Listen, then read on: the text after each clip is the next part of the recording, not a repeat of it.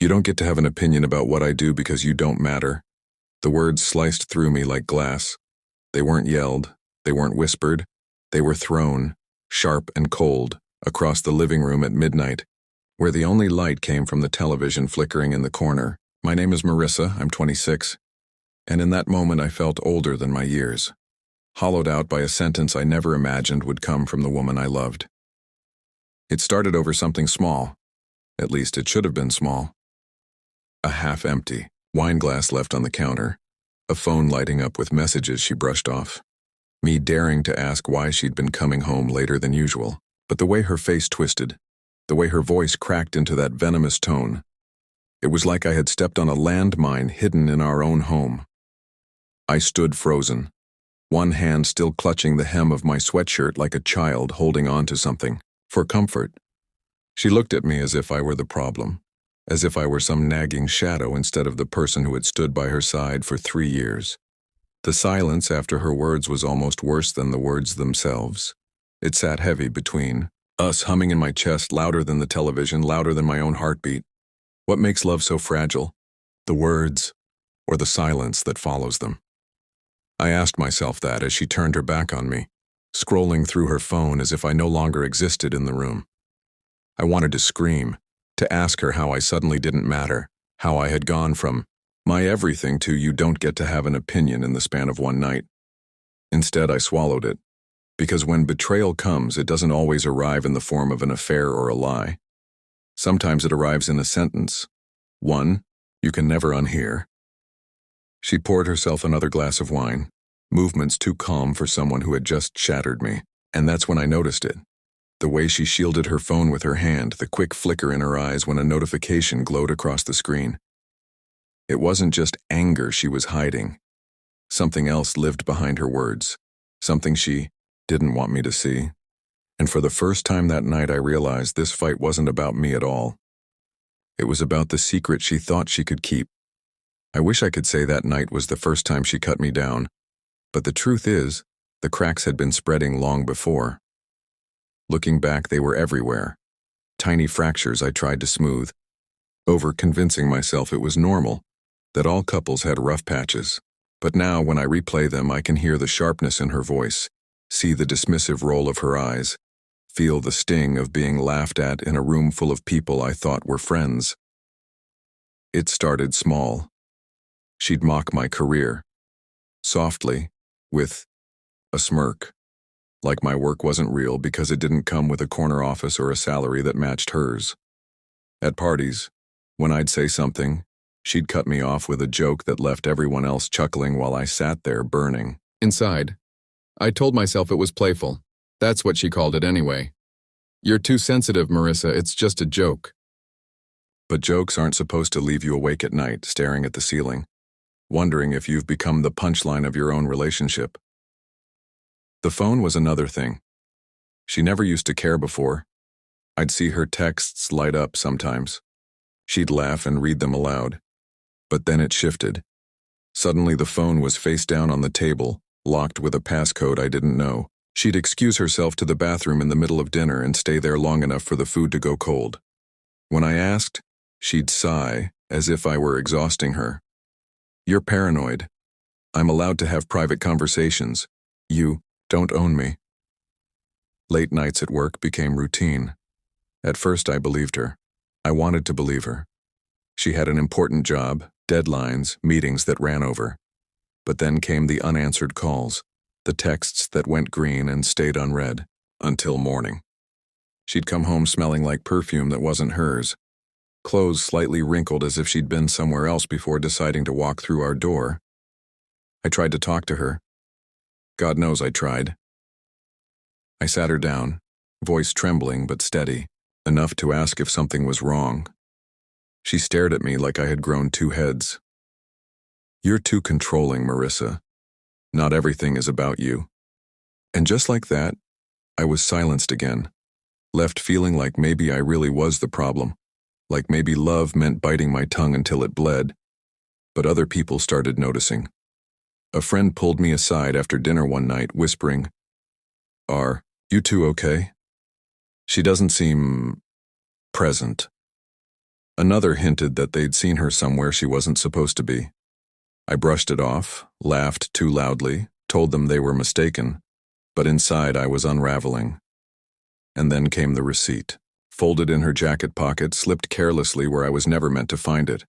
Not for groceries, not for gas, but for an upscale restaurant. 2 entrees, 1 bottle of wine, a date night. On the very night she claimed she was working, late. My hand shook as I held it, the paper burning in my palm. It wasn't just cracks anymore. It was the sound of glass shattering. It was supposed to be a night of laughter, wine, and easy company. A dinner party at a friend's loft downtown, the kind of gathering where the music hummed softly in the background and the scent of rosemary chicken drifted from the kitchen. I remember standing in front of the mirror before we left, smoothing my dress, telling myself tonight would be different. She had promised, "I'll behave, relax." Those were her words, almost mocking in hindsight. The moment we arrived, she slipped into a role I no longer recognized. Polished, charming, magnetic, like the perfect girlfriend in front of everyone but me. I hovered close, smiling politely, until the first sarcastic jab landed like a dart against my chest. "Marissa's still doing her little writing gig," she announced, when someone asked about my work. Her tone was light, but the word little stung. A ripple of laughter moved around the table. I tried to correct her gently, to explain it wasn't a gig but an actual job, but she waved me off with a grin. She gets sensitive about it. Don't mind her. The room tilted. I forced a smile so wide my cheeks ached, swallowing the words that clawed at my throat. Every time I tried to join the conversation, she found a way to shut me down. My stories became punchlines, my opinions cute. I felt myself shrinking under the weight of her performance, cornered in a crowd that didn't even notice I was drowning. But it wasn't just the words. It was the way she leaned across the table, laughter spilling like champagne in the direction of someone else. A guest I barely knew. A woman with glossy hair and eyes that lingered too long on my girlfriend's lips, and she let it happen. No, she encouraged it. Every tilt of her head, every brush of her hand across the table, every whispered comment that made them both laugh while I sat there, invisible. At one point, I excused myself to the bathroom, gripping the sink with both hands, staring at my reflection under the harsh fluorescent light. My face looked pale, eyes glassy, as if I were watching someone else's humiliation unfold. I wanted to scream, to storm back out there and call her out in front of everyone. But instead, I dabbed my face with a paper towel, straightened my dress, and walked back into the room as though nothing had cracked inside me. She didn't even notice I was gone. Too busy leaning into that woman's space, too busy laughing at some private joke. My friends laughed along, oblivious, and I sat there in silence, tasting bitterness on my tongue, my nails digging into my palm beneath the tablecloth. That night, I didn't fight her. I didn't cry, not where she could see. I let her think she had won, that I was weak, powerless, humiliated beyond repair. But deep inside, something shifted. A seed planted itself in the quiet of my rage, whispering, "You won't get away with this. Not forever." I smiled through the pain, and while she flirted in plain sight, I began planning in secret. After that dinner, I couldn't look at her the same way. Something in me had shifted from blind trust to cold awareness. I stopped taking her words at face value and started watching the little details, where her eyes went when her phone buzzed, how quickly she turned the screen away, how her late nights always left her oddly energized instead of drained. It wasn't obsession, it was survival. When love turns into a knife, you learn to check the blade before it cuts you again. The first clue came with her laptop. She had left it open, one morning half-dressed and rushing for a shower. I told myself not to look, that snooping was beneath me. But then I saw it, an email tab glowing with unread messages, her lips curling in the bathroom as she hummed. My hands shook as I clicked. Messages littered the inbox, private exchanges, photos, threads of conversations that made my stomach twist. Sweet nothings written to someone else. Words she hadn't said to me in months. I closed it quickly as if the screen had burned me. My chest was hollow, the air heavy. Still, I told myself maybe it was a mistake, maybe it was just flirting gone too far. But then came the credit card bill. We had joint finances, something I thought meant trust, building a life together. But the numbers betrayed her. Dinners at restaurants I'd never been to. Hotel charges in the city on nights she claimed she was stuck at the office. Jewelry stores, boutique shops, luxuries I never received, items I never even saw. It was all there in black and white, proof etched into transactions. She wasn't just cheating on me with her heart. She was spending our money to make someone else feel special. The heartbreak was sharp, a blade twisting inside my chest. But rage followed close behind. How dare she mock me, humiliate me, call me controlling, while she lived this double life? How dare she take from the life we built to fund her secret? Every laugh at that dinner party, every sarcastic jab, every late-night disappearance suddenly made sense. She wasn't tired of me. She was done pretending to hide her contempt. I paced the apartment for hours, the silence buzzing in my ears, my hands trembling with the weight of it all. I wanted to confront her, to throw the evidence in her face, to scream until my voice broke. But something stopped me. Maybe it was the memory of how easily she dismissed me before, how she twisted my words into paranoia. Maybe it was the realization that yelling now would only give her control. So instead I folded the receipts, closed the laptop, and slipped the bill back where I found it. I smoothed the blankets on our bed, set the room exactly as it had been, and sat quietly in the dark. When she came home later, humming and smelling of perfume that wasn't mine, I just smiled, soft and steady, as if nothing had changed, and in the silence of my own mind I whispered 3 words to myself. Wait. Not yet. The hardest part wasn't discovering the truth. It was pretending I didn't know. Each morning I woke beside her, listening to her breathe, watching her thumb scroll through that phone she thought was her secret shield. I played my role perfectly, the quiet partner, the forgiving one, the woman too blind to see. Inside, though, I was sharpening knives she didn't even know existed. The first step was money. She thought she had full access to me, to my trust, to the account we built together.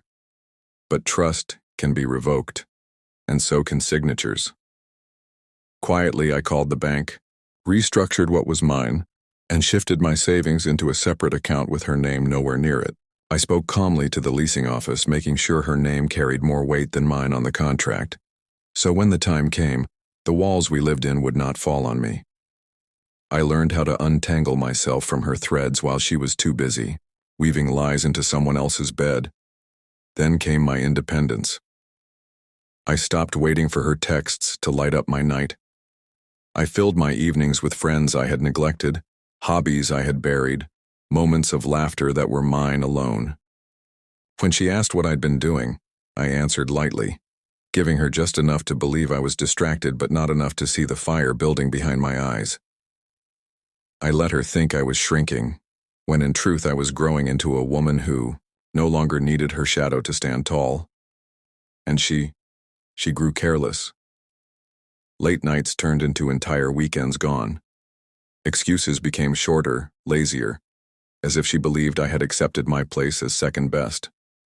She stopped hiding the way her phone never left her palm, stopped caring when her perfume didn't match the bottle on our dresser. The arrogance dripped off her like cologne, and she wore it proudly, never realizing that arrogance is what blinds a liar the most.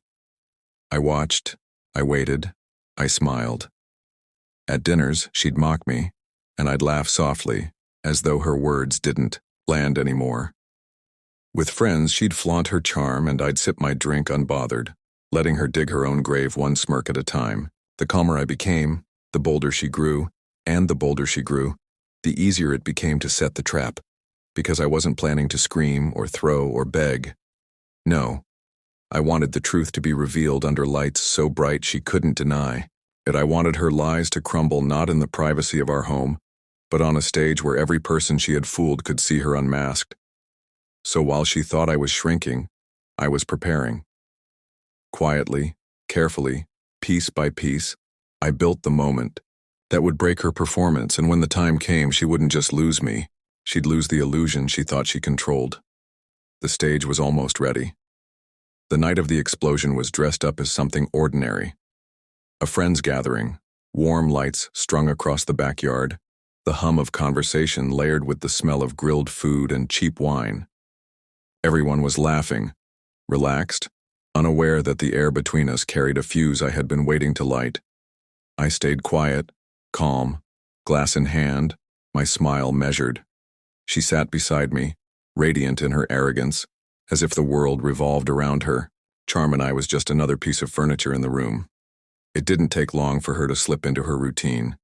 She thrived on an audience, feeding off attention like oxygen. When someone asked about my work, she smirked, eyes glinting. "Marissa still writes her little stories," she said, voice dripping with sugar-coated disdain. "She's trying, it's cute."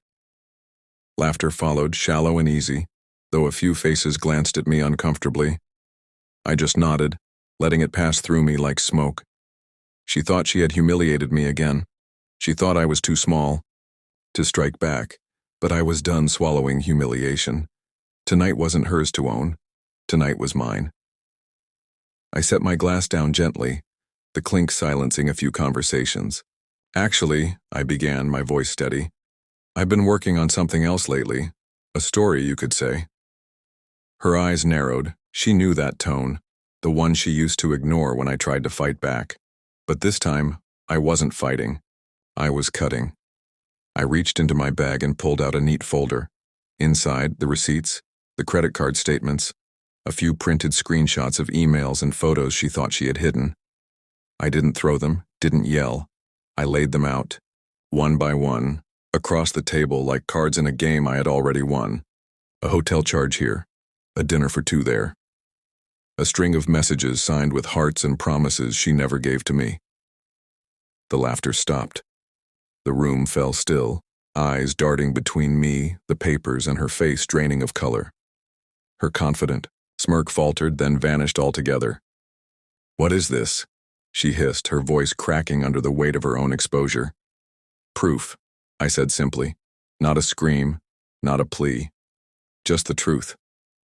For once, no one laughed. No one came to her rescue. The same friends who had chuckled at her jokes now sat in silence, shifting uncomfortably, refusing to meet her eyes. She opened her mouth to explain, to twist the story as she always did, but no words came. She was caught under the brightest light of all, the truth she couldn't bend. I stood slowly, gathering my bag, leaving the evidence behind like ashes at the end of a fire. She reached for me, eyes wide with something close to fear, but I stepped back. "No more jokes," I whispered, just loud enough for her to hear. And with the whole room watching, I walked away, dignity intact, her performance crumbling in the silence I left behind. The aftermath came faster than even I expected. Within days of that night, the whispers had spread, the cracks in her image widening into full collapse. The woman she had been flaunting in front of me, the glossy-haired distraction she thought she could trade me in for, was the first to disappear. One look at the evidence left on that table, and the fling ghosted her completely. No goodbyes, no explanations. Just gone. And without someone to orbit her, she began to stumble. Friends who once laughed at her jokes now avoided her calls. Invitations stopped arriving. Group chats went silent when her name appeared. The magnetic charm she wielded so carelessly had lost its pull. People saw her for what she was, and worse, for what she'd done. Her reputation, once untouchable, polished, was now cracked beyond repair. In every circle we shared, she wasn't admired anymore. She was pitied, whispered about, judged in the shadows she used to control. I didn't gloat. I didn't dance in her downfall or remind her of the knife she'd pressed against my heart. I didn't need to.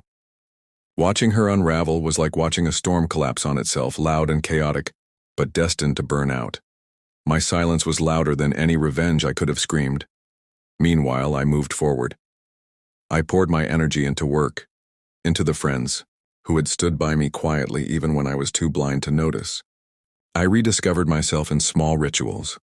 Morning coffee sipped in peace, long walks with music in my ears, laughter that wasn't forced but free. I built something she no longer had access to, a life that didn't need her shadow, and she noticed.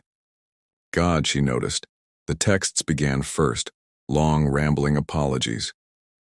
Then the late-night calls, her voice cracking with desperation. You know me better than anyone. I made a mistake. We can fix this. When I didn't answer, she escalated. Showing up at my door, eyes hollow, her arrogance stripped bare, she begged, pleaded, reaching for my hands like they were the only thing keeping her from drowning. Marissa, please, she whispered, her voice raw. I need you. I can change. I'll be better. Just give me another chance. For a moment, I looked at her. The same woman who had once made me believe I was small, who mocked me, who silenced me, who told me I didn't matter. And now here she was, stripped of her mask, clinging to me like I was the only truth left. But I had already outgrown her. The part of me that once would have crumbled at her tears was gone. In its place stood someone steadier, stronger, someone who finally understood that surviving her wasn't enough. Thriving without her was the real victory. I stepped back, my voice calm, almost gentle. You're right about one thing, I do know you, and that's exactly why I can't go back. Her face broke, and for the first time I felt nothing. Not anger, not sorrow, just freedom. She told me I didn't get to have an opinion. At first those words cut me open, left me raw and stripped of worth. But now, standing on the other side of it all, I see the irony. She was right. I don't get to have an opinion about what she does anymore because my opinion is worth more than her truth. There is a strange kind of justice in silence. Not the silence of being silenced, not the suffocating quiet she once forced on me, but the silence I chose for myself. I no longer answer her calls, no longer open her messages, no longer give her the validation she once fed on like oxygen. My absence is my answer. My peace is my proof. Life moved on, and with it so did I. I found a new job, one that values me, where my words are not mocked but celebrated. My circle grew smaller but stronger. Friends who see me, who don't laugh at my pain but hold space for my laughter. I built a space that is mine, walls that breathe with light instead of shadows, mornings filled with quiet joy instead of heavy silence. Meanwhile, she spirals. I hear whispers, the kind she used to weaponize against others, now turned against her. She drifts from fling to fling, none lasting long enough to fill the emptiness she carries. The confidence she once flaunted is cracked, her charm dulled. Alone, she wanders the ruins of the life she thought she could build on betrayal. And the cruelest part? I didn't have to lift a finger to destroy her. She did it all herself.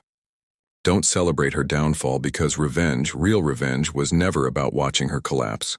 It was about watching myself rise. The quiet mornings, the freedom to laugh without fear, the ability to breathe without bracing for a cutting remark. Those are my victories. My justice isn't loud. It isn't messy. It's calm, steady, untouchable. And sometimes, late at night, I think back to that first moment, when she looked me in the eye and told me I didn't matter. That was the night something inside me broke, but it was also the night something else was born. Strength, clarity, the understanding that love should never feel like a battlefield where only one person wins. The night she silenced me was the night I learned to speak without her, and now she finally understands. Silence is the loudest goodbye.